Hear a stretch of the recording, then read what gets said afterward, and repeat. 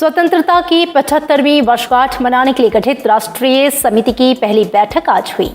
इसमें कार्यक्रम की तैयारियों के तौर तरीकों पर चर्चा की गई। वर्चुअल तरीके से बैठक को संबोधित करते हुए प्रधानमंत्री नरेंद्र मोदी ने कहा कि आजादी के 75 साल होने के उपलक्ष्य में आयोजित होने वाले कार्यक्रमों की मूल भावना जन भागीदारी है। उन्होंने कहा कि समारोह में सनातन भारत का गौरव और आधुनिक भारत की चमक दिखनी चाहिए। प्रधानमंत्री ने जानकारी दी कि 75 वर्षों के समारोह के लिए 5 स्तंभों का निर्णय किया गया है।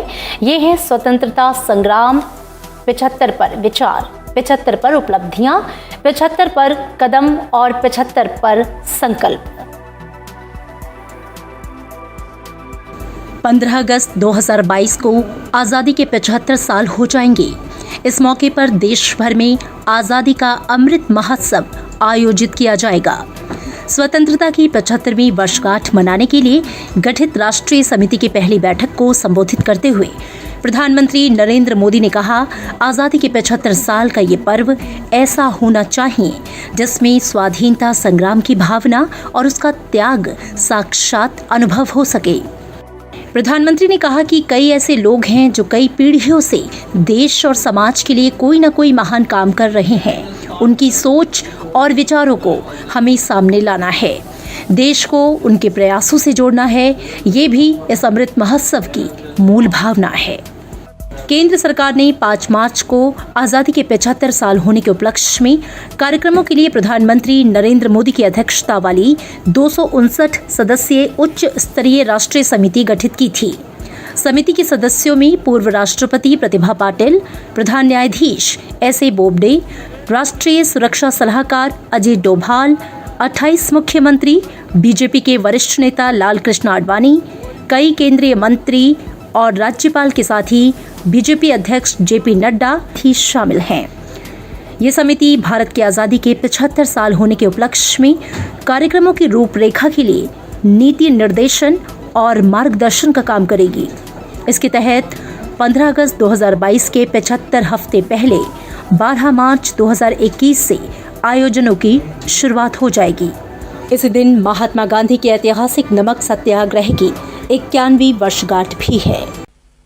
साथियों, जैसा आपकी जानकारी में भी है, आजादी का यह अमृत महोत्सव, आजादी के 75 साल के इस आयोजन के लिए हम सब ने जो विचार आए थे उसको जब समेटते थे तो एक मोटा मोटा जो खाका बनता था वो 5 स्तंभ में हम उसको विभाजित कर सकते हैं। एक तो freedom struggle, ideas at 75, achievements at 75, actions at 75 और रिजॉल्व एट 75। हमें इन 5 को लेकर आगे बढ़ना है। इन सभी में देश के 130 करोड़ लोगों के आइडियाज, उनकी भावनाएं शामिल होनी चाहिए। स्वाधीनता संग्राम के जिन सेनानियों को हम जानते हैं उन्हें हम श्रद्धांजलि देंगे, लेकिन साथ ही जिन सेनानियों के इतिहास में उतनी जगह नहीं मिली, उतनी पहचान नहीं मिली, उनकी जीवन गाथा भी हमें जन जन तक पहुंचानी है।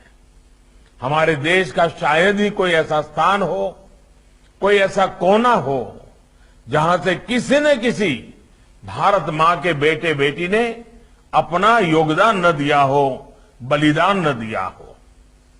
उन सब के बलिदान, उन सब के योगदान की उन महान प्रेरक कहानियां भी जब देश के सामने आएगी तो वो अपने आप में बहुत बड़ी प्रेरणा का स्रोत होने वाला है। इसी तरह हमें देश के हर कोने में, हर वर्ग के योगदान को भी देश के सामने लाना है। कई ऐसे लोग हैं जो पीढ़ियों से कोई न कोई महान काम देश और समाज के लिए कर रहे हैं।